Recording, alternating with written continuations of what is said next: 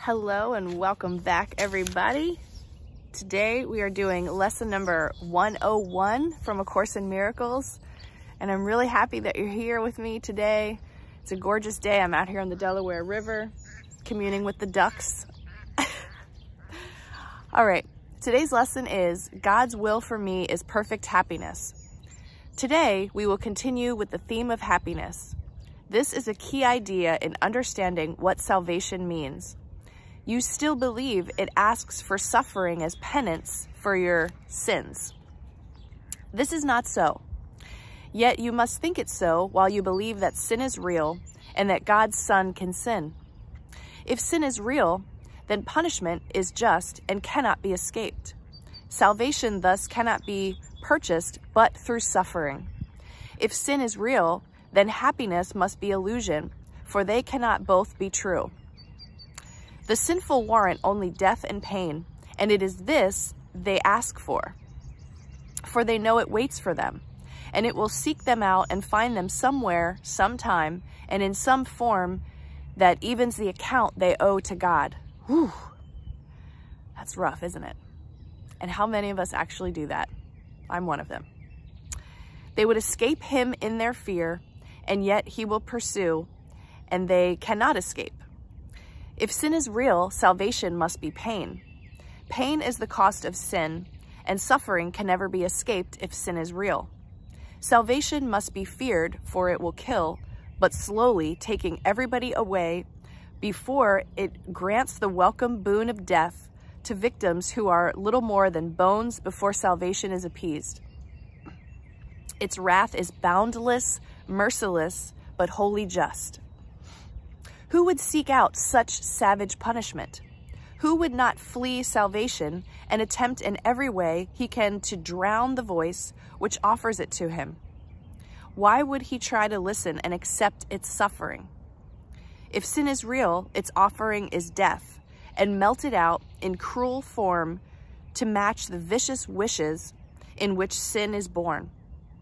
If sin is real, salvation has become your bitter enemy, the curse of God upon you who have crucified his Son. You need the practice periods today. Yeah. The exercises teach sin is not real, and that all you believe must come from sin will never happen, for it has no cause. Accept atonement with an open mind which cherishes no lingering belief that you have made a devil of God's Son. There is no sin. We practice with this thought as often as we can today because it is the basis for today's idea.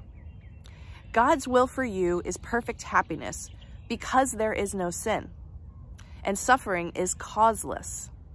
Joy is just, and pain is but the sign you have misunderstood yourself. Fear not the will of God, but turn to it in confidence that it will set you free from all the consequences sin has wrought in feverish imagination. Say, God's will for me is perfect happiness. There is no sin. It has no consequence. So should you start your practice periods and then attempt again to find joy these thoughts will introduce into your mind. Give these 5 minutes gladly to remove the heavy load you lay upon yourself with the insane belief that sin is real. Today, escape from madness. You are set on freedom's road, and now today's idea brings wings to speed you on, and hope to go still faster to the waiting goal of peace. There is no sin. Remember this today, and tell yourself as often as you can, God's will for me is perfect happiness.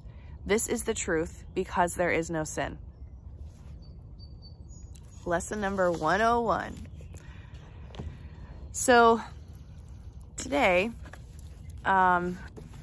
speaking of there is no sin and the things that we lay upon ourselves, I'm going to take a little trip with my new beloved, amazing boyfriend to a place from my past where my little family used to live and in the house where my mother died. And I experienced a fair amount of trauma as a little girl.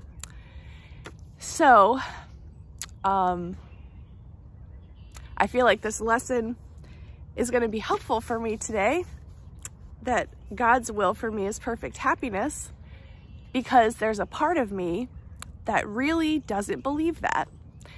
And I've done a lot of work, and I think the Course in Miracles has saved me, and the community of people that Tina has, magnetized to create this beautiful family that I now have has healed so many wounds for me.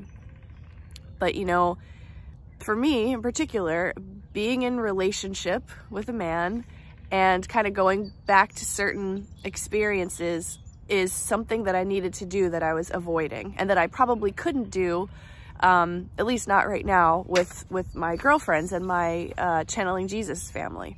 So anyway, I just want to let you know that everybody's going through something, and everybody's probably repressing something. And if we really lean into this idea that God's will for us is perfect happiness, the right people are going to come along to help heal us, because we can't heal ourselves necessarily. And this journey is about finding your path home and all the beautiful beings that are joining you on your journey. Okay, so let's see what Jesus has to say about lesson 101. God's will for me is perfect happiness. You are blessed beings indeed. I am that one that you know as Jesus. Sin is not real. If sin is real, you are more powerful than God. You are able to do something that God cannot stop you from doing. Do you think you are that powerful? You are indeed a powerful creator, no doubt about it, but not as powerful as the Father. You are made in his image indeed. In giving you his image, he has given you the ability to do what you want, to create or miscreate along whatever lines you feel necessary, but you cannot overpower the source of all that is. If something has been done to you or by you, or you've witnessed something, you must remember you are given absolute freedom. You are not punished for following the guidance you think is true. Anyone who does anything thinks it's right and that it brings what is desired. People think it brings them closer to their goals, whatever their goals are. So many of you, dear ones, have had your minds so contaminated with untruths that you cannot discern when you are off track. You have been so deeply indoctrinated through fear and mental and psychic manipulation that you simply cannot discern. Through this process on this path with us here today, doing these lessons, shifting your consciousness, changing your mind, and practicing loving thoughts and ideas, the dirt, dust, and mud on top of your clear mind is removed, and you receive true guidance. You get a feeling, this is something that I should do. I don't know why I have this feeling, but this is an important thing for me to do. That is how the guidance begins. You get this subtle itch, a little nagging, something or other that points you towards something. It will not be strong enough in the beginning to override all contamination in your mind. You see, as time goes by, this message gets stronger and stronger. It is there consistently, not pushing, yelling, or arguing, but it is there. In the end, it becomes strong enough for you to listen to it and say, this is something that I'm going to do. You might have to fit it in and around your schedule. You may have to rearrange some things to get to this idea, but you can just entertain ideas. This is one of the beautiful things about your consciousness. You can just think about that thing. You can envision yourself doing that thing. You can imagine yourself feeling good that that thing you are now inspired to do. It could be writing a book. It could be traveling. It could be growing a beautiful flower garden. It could be anything. You get the feeling of it by just imagining it, just allowing it some space in your consciousness. This is one of the reasons we tell you not to talk on your phones all the time. Sit on a park bench and look at the ducks swimming in the pond without the phone in your hand, without the text pinging all the time and distracting you from what is right in front of you. It is, in fact, the holy instant where you can create what you want to experience. This is one of the sabotaging effects of these technologies that you carry with you all the time. You never have freedom to just be, to quiet the mind, to gaze at the horizon, and to allow those inspired ideas to surface in your mind. The next time you go for a walk, turn your phone off or leave it at home. It will be there. It will still be there when you get back. Witness how much more peace you have. Witness what you see. You don't need to be hooked in all the time to messaging systems such as exist in your society now. We know this is difficult for many of you because your businesses and your relationships seem to depend on these constant interactions. We will tell you an hour out in the woods without your phone does nothing but improve your connection to the divine. I am that one you know as Jesus, and we will speak to you again tomorrow. All right, everyone, God's will for you is perfect happiness. Do what you can today to remind yourself of that. Enjoy. Lots of love to you, and I'll see you tomorrow.